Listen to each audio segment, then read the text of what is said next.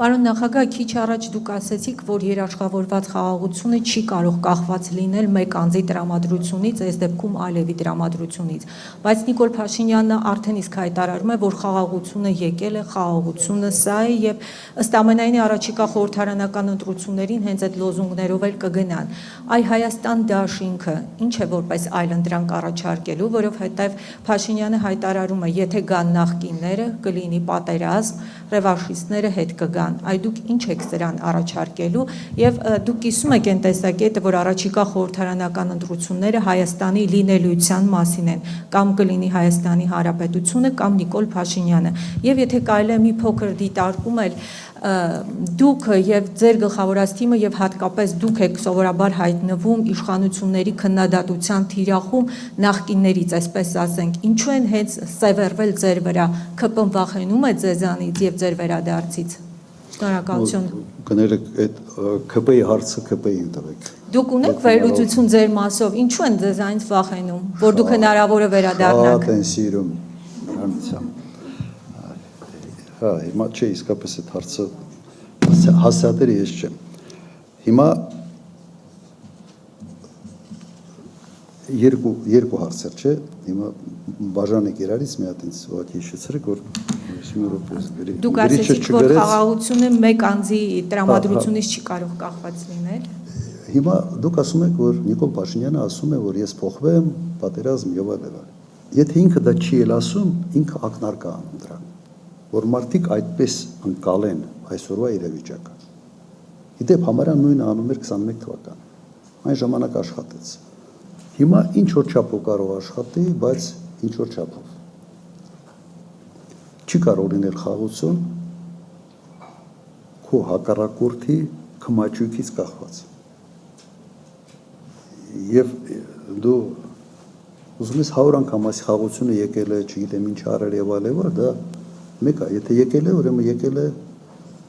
եւս Ալիևի տրամադրությունից կախված։ Մեր առաջարկը հետեւյալն է՝ ամրապնդել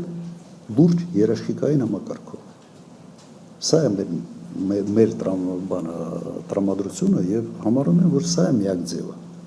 Ուրիշ ձև աշխարհում ուղղակի չկա։ Նայեք, այսօր բանակցություններ են գնում Ուկրաինայում խաղաղություն հաստատելու հետ կապված։ Ամբողջ խոչընդոտը երաշխիքային համակարգն է։ Ամբողջ խոչընդոտը սա է։ Սա իսկապես ուզում է լուրջ բանակցային գործընթաց եւ երաշխիքներ։ Ու չկա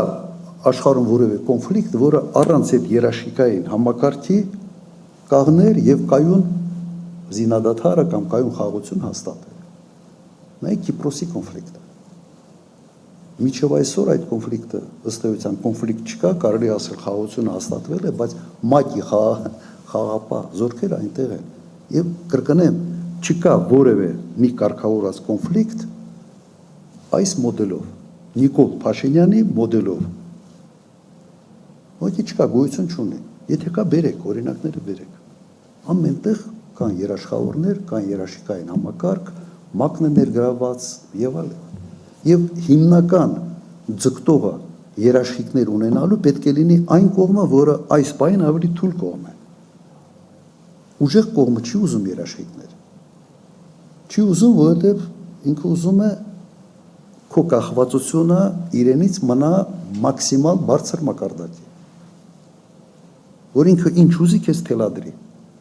Այն է, ինչ մենք տեսնում ենք հիմա։ Հիմա եթե Նիկոլ Փաշինյանը հաճույք է ստանում նրանից, որ ամեն քայլափոխեն իրեն թելադրում են, ինքը զիջում է, մեր ժողովուրդը պիտի այդ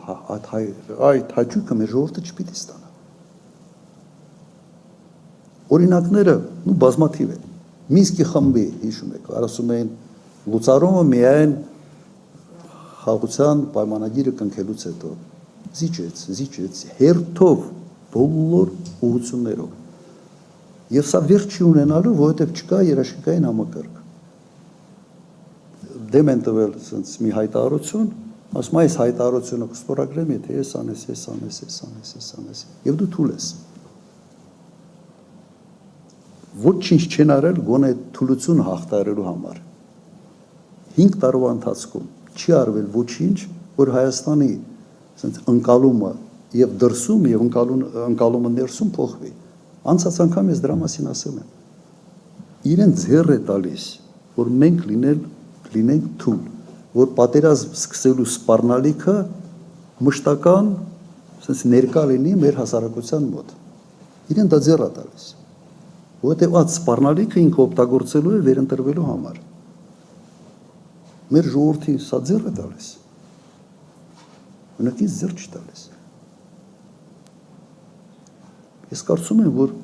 ամեն մի ժողովուրդ պետք է հպարտության որոշակի մի աստիճան ունենա։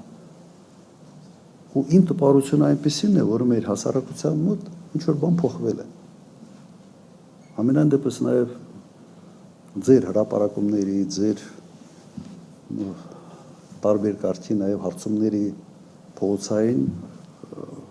բովանդակությունից դա երևում է։ Հիմա էսա։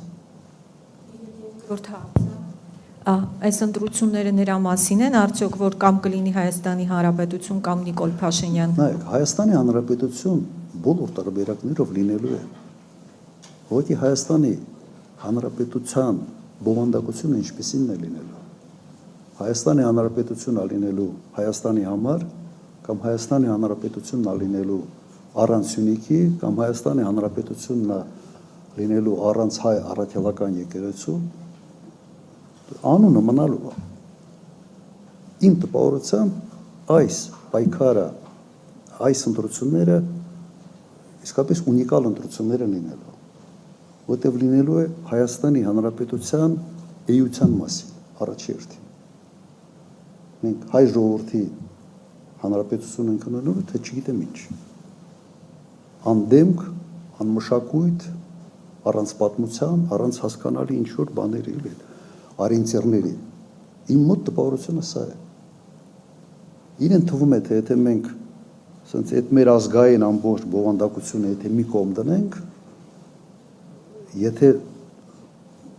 Թուրքիան, Ադրբեջանը մեզ սկսի ընկալել որպես ամորֆ մի ժողովուրդ, որը ոչ նպատակ ունի, ոչ անցյալ ունի, ոչ ներկա,